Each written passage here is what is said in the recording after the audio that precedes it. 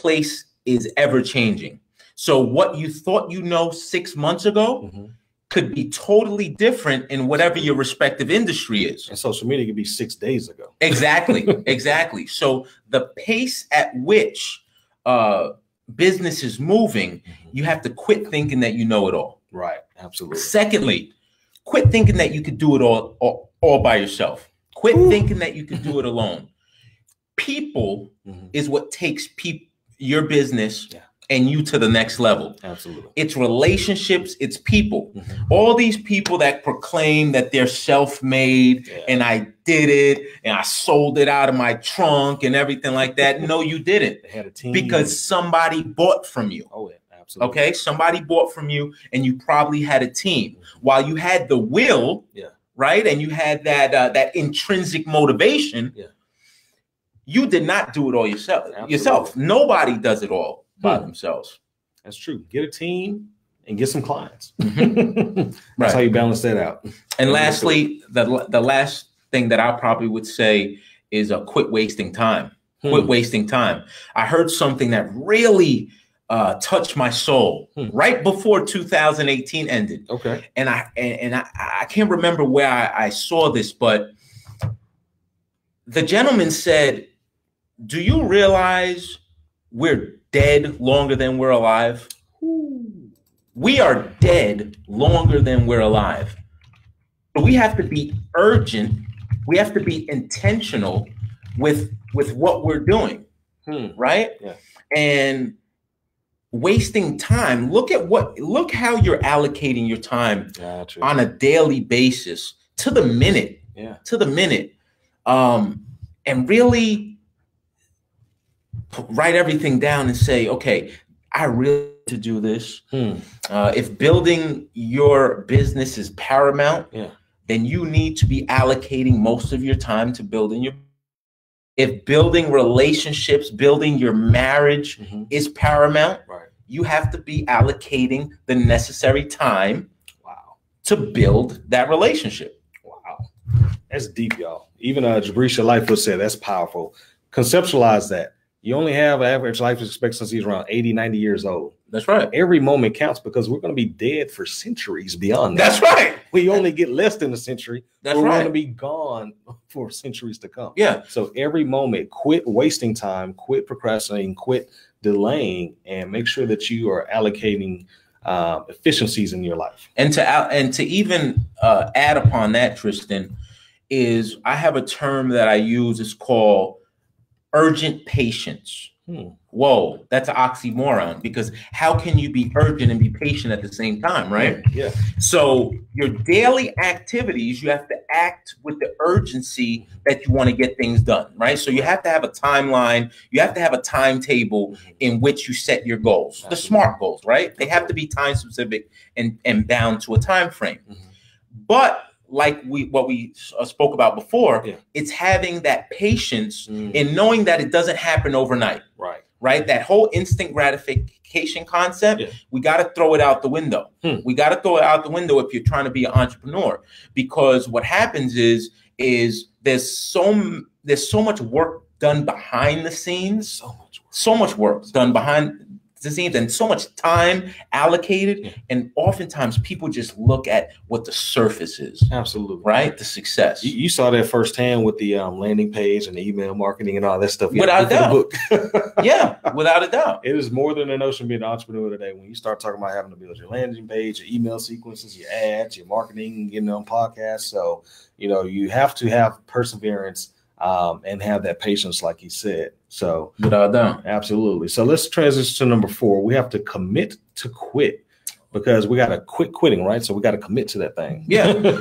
Yeah. So if you're serious about quitting, you got to burn the bridge, so to speak. Right. So if you're going to say, okay, I subscribe to this quitting movement, I subscribe to this notion of quitting, I'm all in. I'm going to quit this year. I'm going to quit the negative thoughts, feelings, behaviors, the people that have been holding me back. You have to jump across that bridge. And once you jump across that bridge, I call it the quitting bridge. You got to burn it. You got to light that bad boy on fire. because there's no going back. Yeah. There's no going back. If you're going to live a lifestyle of quitting, and like I said, this is a positive movement. Positive. This is a empowering movement. This is a liberating movement. You're going to have to commit to quit. There has to be a commitment involved. I mean, what if they want to go back and dip their pinky toe in? No, you can't. Can't do that? You can't do it. Got to burn You the can't bridge. do it. Both feet have to be in. Both feet can't have one foot out. 10 toes down. That's right. That's right. All right. We talk about quitting is not an overnight process. So we look at, like I say, instant society. So once we burn that bridge, we can't go back. But how long does it take to get that bridge burnt? So I wish I had the answer, right? well, the bridge, it should be instantaneous, right? Right. But seeing the success of your quitting, I don't have the answer how long you'll see the rewards from quitting. Right. But we have to understand that it's not an overnight process. So I can't say I'm going to quit thinking that I know it all without the necessary work that I have to put in, right? I can't be a hater and say, I'm going to quit hating on somebody and then say, you know what? It's not working out for me. I'm still a hater, right? So you have to understand. It's kind of like weight loss, right? It's the new year and everybody wants to lose weight, right? and basically, I wish losing weight was an overnight process, but it's not. You got to put a lot of hard work and dedication, a lot of sweat equity into it, and eventually you'll see the results. You have to have that faith and belief system that the work that I put in today is going to reap the rewards, right? So the seeds that you sow. Amen to that. It's not an overnight process. Not at all. You got to start the process for it to come to fruition. So, all right. So we got to look at number 6 here. Recognize that quitting is hard. I mean, it can't be that hard, man. Otherwise, everybody be doing it, right? Let me tell you something. Quitting is hard. Yes. Trust me from personal experience. Quitting is something that you're going to have to be brutally honest with yourself about. Yeah. The self-reflection part of it is the hardest part. The looking in the mirror and really identifying what are the things that I need to quit, and then going through the process, right? Absolutely. So I'll give you an example, right? So believe it or not, I used to have dreads, right? So did not know that. many years ago, I used to have dreads. And, the process of, growing my hair, and then I call it the ugly phase, right? Where I really couldn't do anything with my hair. It was like, I used to cornrow my hair, and then, I started twisting it and everything like that, getting it to lock. And people were looking at me like, yo, this dude is crazy. Yeah. Like, he looks absolutely crazy. Yeah. But once I got through that hard period, once I got through that initial phase, they were healthy, they were long, they were nice, just flowing, huh? And they would just say, "Man, you got good hair, man. You got good," but you never gave up. You didn't quit. Never gave up, man. Never gave up. Wow, my hairline just quit on me. It just gave up the ghost. So we got a question from the audience, Mr. Dennis Ford. Talk about how dangerous quitting is to your legacy. How dangerous quitting is to your legacy. Is to my legacy. Or just in general, legacy in general. I think not quitting is dangerous. I don't think quitting is dangerous. I think not quitting is dangerous to your legacy. Break that down. So I'll break it down for you. So if you the act of not quitting, the thoughts, feelings, and behaviors. Remember, we're changing the narrative here, right? The narrative is that quitting is a positive thing. It's an empowering thing. It is a liberating thing. Absolutely. Right? So what happens to your life if you do not quit the thoughts, feelings, behaviors, the people? What does that mean to your legacy if you don't quit? Right? Wow. That's where I'm coming from. Yeah. What happens if you continue on the path that you're on? that you've seen, it hasn't reaped the rewards that you want. You have not gotten the goals that you want. You are not living the very best life that you possibly can. You're looking and you're not excited to get out of bed. Yeah. Okay. Yeah. What does your legacy mean if we do not quit those things and we don't start living our very best lives? Wow. Good answer to that. Hope that helped you out, Mr. Ford. All right, we got another question from the audience. Miss Lisa Petaway, what strategy do you use to prevent making a U-turn once you have committed to quitting?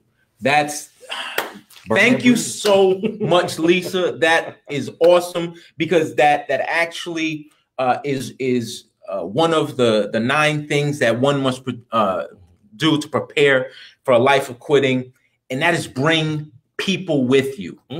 Bring people with you. Bring accountability partners with you that you trust, that will be brutally honest with you, that will say, Lisa, you're going back. You're going back. Yeah. You committed to quit this. Gotcha. You committed to quit this. You have to have trusted advisors. You have to have people that genuinely care about you and your successes. Yeah. And your growth, because this whole quitting movement is about growth and progress and continuously getting better. I don't care if it's a foot, I don't care if it's a mile. Each and every day that we have, and we're blessed with life, we are getting better. This is what this whole quitting movement is about. So Lisa, thank you so much for your question. It's all about bringing someone or a group of people together that's going to hold you accountable. So thank you very much for that question. Great question. Great question. Mr. Philip Dunn, P. Diddy runs the city. His question is, how do you convince a community that has been conditioned to behave and believe one way to change their thoughts and beliefs? Very good question, Philip. Very good question. That goes back to, this is not an overnight thing, right? It's a step-by-step thing. People are going to have the will to change the narrative in their mind. Yeah. Right. And there's an old adage, right? You can bring the horse to water, right? But you can't make the horse drink, right? So changing that first thing that we talked about in the 9 things that one must prepare themselves to be a quitter is we have to change that narrative. We have to help people understand that quitting is a positive thing. Yeah. And also, something that I noticed in writing this book is I know people, there are going to be some people that don't receive this message. Absolutely. And I understand that, and I'm okay with that. Yeah. I'm okay with that.